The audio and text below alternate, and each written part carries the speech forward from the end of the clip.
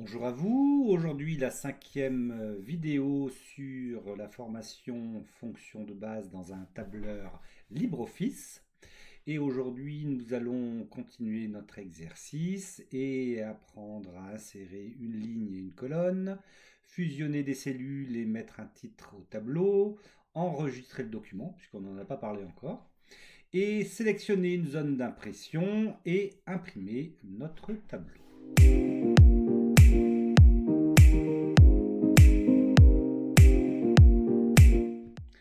Alors, nous allons commencer par insérer les lignes, une ligne et une colonne pour mettre notre titre. Parce que là, vous voyez que notre tableau commence en cellule A1 et donc on ne peut pas mettre de titre dessus. Alors, pour insérer une ligne, on va cliquer sur la ligne 1 puisqu'on va créer une ligne au-dessus de cette ligne-là.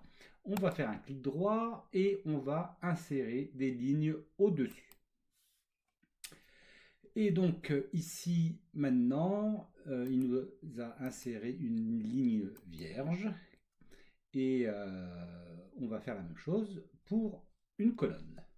Alors on va cliquer sur la colonne A puisqu'on veut insérer une colonne du côté gauche et on va faire un clic droit sur la colonne. Et ici, on a en choix, avec le clic droit, insérer une colonne avant ou insérer une colonne après. Donc avant, c'est avant la colonne A. Donc c'est ce que nous voulons. Je fais OK. Et il décale notre tableau. Donc il déplace, il crée une nouvelle colonne qui renomme A et il nous met notre tableau en colonne B.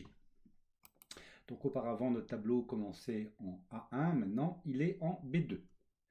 Alors ici, nous allons saisir le titre du tableau, relevé météorologique d'août 2025. Et donc là, on peut voir que le titre est inscrit en B1, mais il n'est pas vraiment présentable, puisqu'il n'est pas centré, et en plus pour centrer, c'est sur plusieurs cellules, donc comment va-t-on faire? On va donc fusionner les cellules. Mais avant de fusionner les cellules, je viens de trouver un bug dans LibreOffice, je suis obligé d'agrandir ma police, puisque j'ai essayé 5-6 fois pendant la vidéo et ça ne fonctionnait pas, donc je préfère faire ça dans cet ordre-là. Donc j'augmente la police de mon titre et après je vais fusionner. Alors pour fusionner une cellule, donc je me mets en B1 et je voudrais que cette cellule B1 se fusionne avec la C1, la D1 et la E1. Et donc pour cela, je sélectionne l'ensemble et ici, j'ai un petit bouton avec des flèches qui vont vers la droite et vers la gauche et qui dit fusionner et centrer. Donc je clique dessus et automatiquement, il nous fusionne la cellule B1 avec les autres cellules. Et d'ailleurs, maintenant, cette cellule, vous voyez, il n'y en a plus qu'une, hein, et elle s'appelle B1E1. Donc LibreOffice l'a renommée. Je vais le mettre en gras et ici on a mis en taille 18. Donc là maintenant on a inséré une colonne, on a inséré une ligne, on a mis un titre euh, à notre tableau. On va enregistrer notre tableau. Alors pour enregistrer, la première chose à faire dans un premier temps, c'est de dire où enregistrer. Donc on va faire fichier, enregistrer sous. Et là, donc ici je choisis où copier, enregistrer mon fichier. Ici vous pouvez bien sûr retrouver vos dossiers. Donc là vous allez voir où les classer. Moi je préconise de mettre tous les documents qu'on crée dans documents et après on peut créer des dossiers complémentaires, mais moi c'est ce que je préconise. Comme ça, le dossier est déjà présent dans Windows. Celui-là, il n'est jamais supprimé non plus. Et puis, il est sauvegarder quand on met des systèmes de sauvegarde.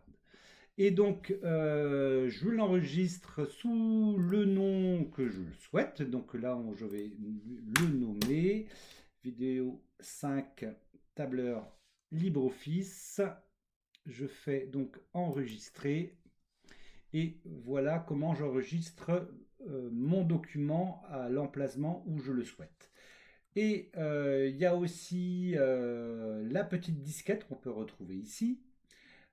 Qui permet après d'enregistrer au fur et à mesure qu'on modifie les cellules, qu'on recharge, qu'on met de l'information dans le tableur.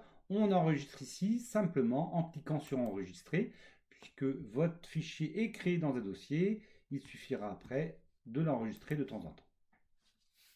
Voilà pour l'enregistrement du document. Maintenant, on va l'imprimer.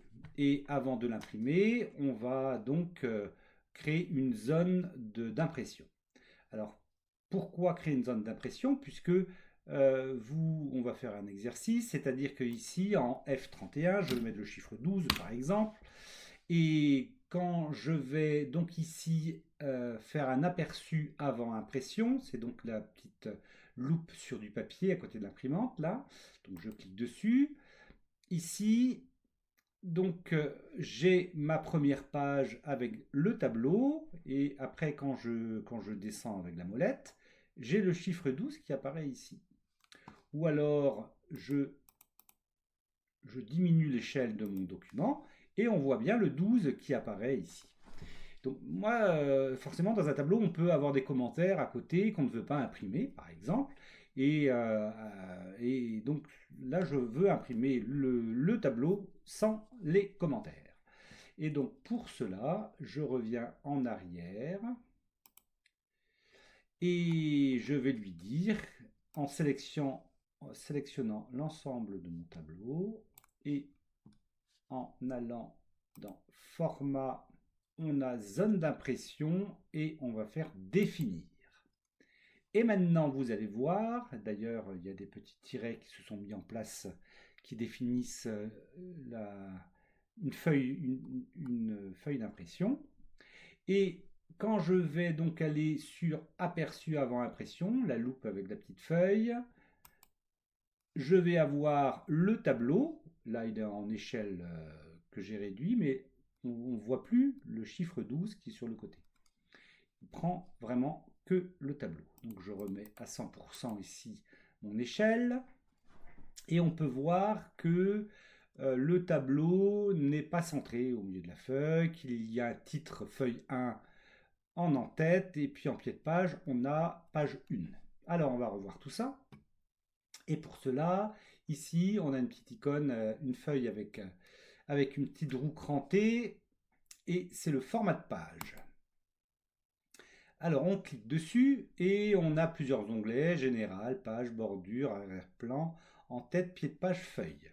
Ce qui nous intéresse surtout, c'est la page, puisque ici dans format de papier, on peut imprimer sur du A4, sur du A3, mais généralement c'est sur du A4, 21-29-7, en mode portrait au paysage, ça on peut choisir ici.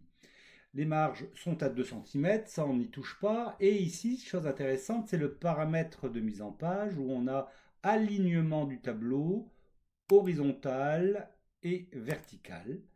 Et ici, on peut voir qu'on a un petit tableau qui est sur une feuille. Et donc, quand on enlève les alignements de tableau horizontal et vertical, le tableau se trouve vraiment dans l'angle haut à gauche de la feuille.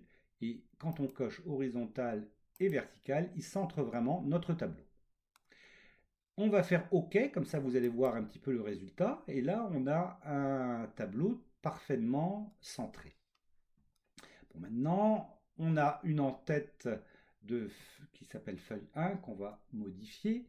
Donc c'est pareil, je viens sur formater la page. Et ici, on a en-tête. Et dans en-tête, on a édité l'en-tête. Et vous voyez que dans la zone centrale, on avait bien l'information feuille 1. Je vais supprimer ça puisqu'on a déjà mis un titre à notre tableau, donc ça ne sert à rien d'en rajouter. Et ici, je fais OK OK. Et donc maintenant, dans l'entête, on n'a plus le feuille 1. Le page 1 en dessous, je le laissais, hein. C'est toujours... enfin, c'est pas gênant d'avoir feuille 1, mais on peut aussi l'enlever si on le souhaite, avec formater la page, toujours pareil. Ici, pied de page. Et en tête et pied de page se ressemblent beaucoup. C'est juste le titre de la fenêtre qui change. On a édité et on a page 1 qui se met ici aussi. Donc on pourrait l'enlever si on le souhaitait. Donc là, je le laisse. On a notre tableau qui est prêt à être imprimé. Et pour l'imprimer, après, il suffira de cliquer sur la petite imprimante ici, qui se trouve à côté d'aperçu avant impression. Donc voilà aujourd'hui ce que je pouvais dire. La vidéo est terminée. Si vous l'avez aimé, n'hésitez pas à mettre un pouce bleu et puis à vous abonner à la chaîne pour la prochaine vidéo puisque on commencera à mettre des formules dans ce tableau. Allez, au revoir!